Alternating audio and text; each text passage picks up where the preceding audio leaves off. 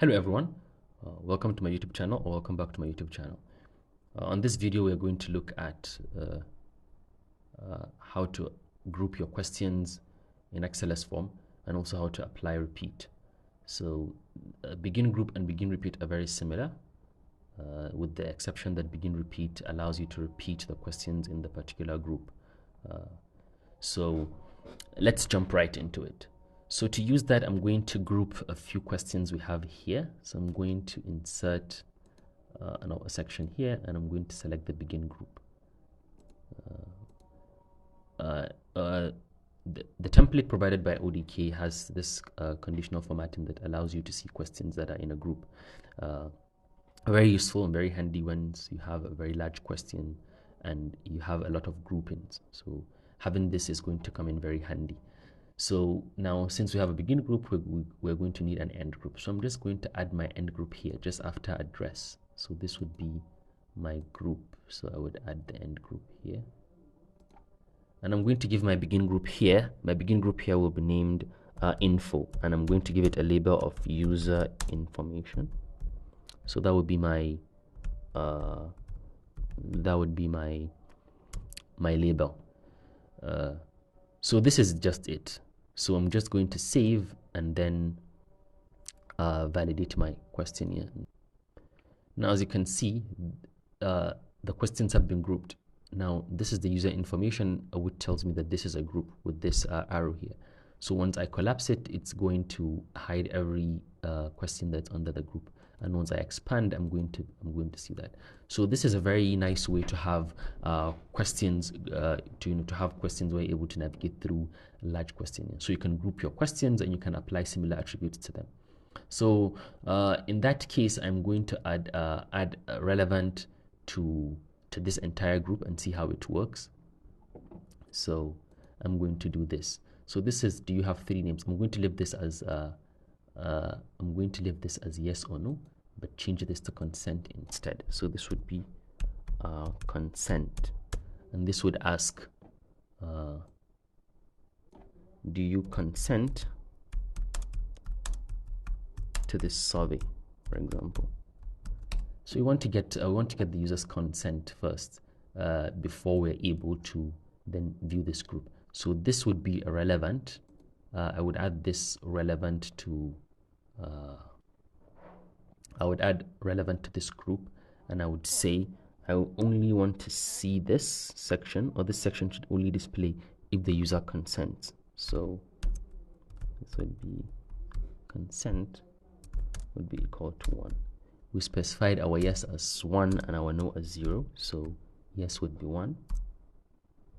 And then I'll save this and validate the form.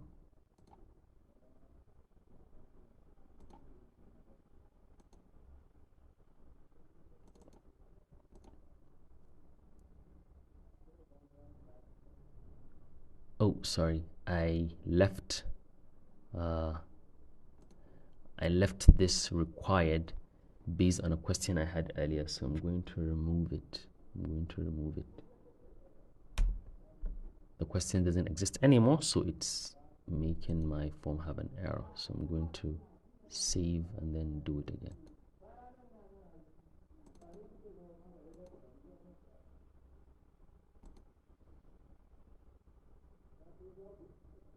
Now, do you consent to this survey? Once I select no, the group doesn't appear, and then I can move on to the next questions. But the flow of the questionnaire changes when I select yes, and so the entire group user information appears based on this. So instead of applying consent, instead of applying relevant to each and every question in this section, I can just use the grouping. I can have relevant for the group, and then that works. Yeah, and so that's how you're able to use begin group.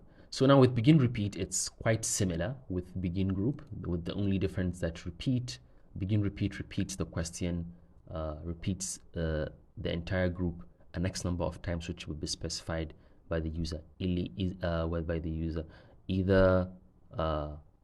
the static number, or it's going to be dynamic based on the response from the form. So I'm going to change this to begin repeat and also change this to end repeat. So with begin repeat and end repeat, you need to use the repeat count attribute, which is here on column O.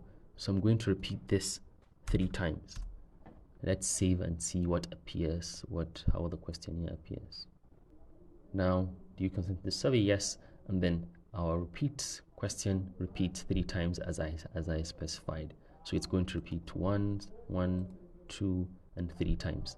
That is it. But if you want to make it dynamic, right? You want the questions to be repeated a certain number of times, but you don't know, but you want to ask to know based on the question, based on the answer or response you get. You're able to do that. So let's assume you want to take information of pupils in a class, and you first want to ask the number of pupils before you then begin to ask the questions. So I'm going to change this to here. So bear with me. I'm going to change this to integer, and I'm going to change this to pupils, not consent, instead of consent. So this would be pupils. So also to avoid the earlier error, let's going to delete this relevant, and then so this would be how many pupils are in the class. So my user information is going to repeat an X number of times, which is the number of pupils in class. So I'm going to specify that. So it's now going to repeat the number of for the number of pupils that are in the class. So I'll save that. So now the user information section doesn't have any question, right? Because I haven't specified the number of times it should repeat. So if there are 5 pupils in the class, I'm going to have the question repeated 5 times. Also, if I have 90, I'm going to have that. As you can see, my cursor just shrunk here to accommodate for the 90 questions. So you can decide to then add a constraint for the number of pupils and integer, maybe to limit it to something, let's say like 30, based on what you think would be the maximum number, or a number you believe would be erroneous if entered.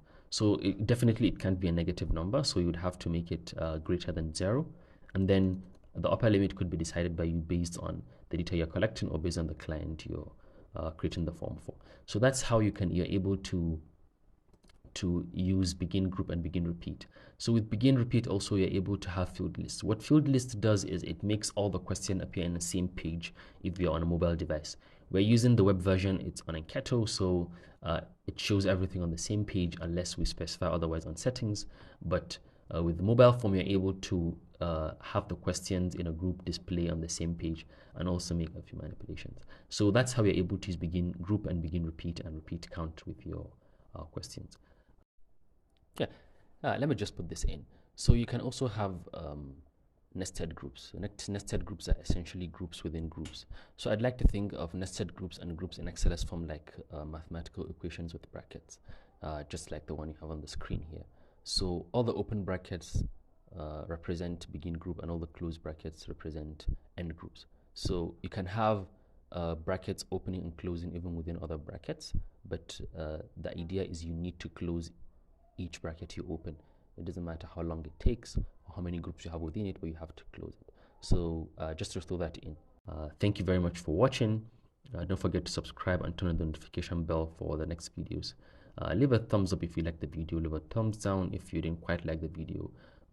If you have any questions, suggestions, or recommendations, leave them down in the comment. Thank you very much, and see you in the next one.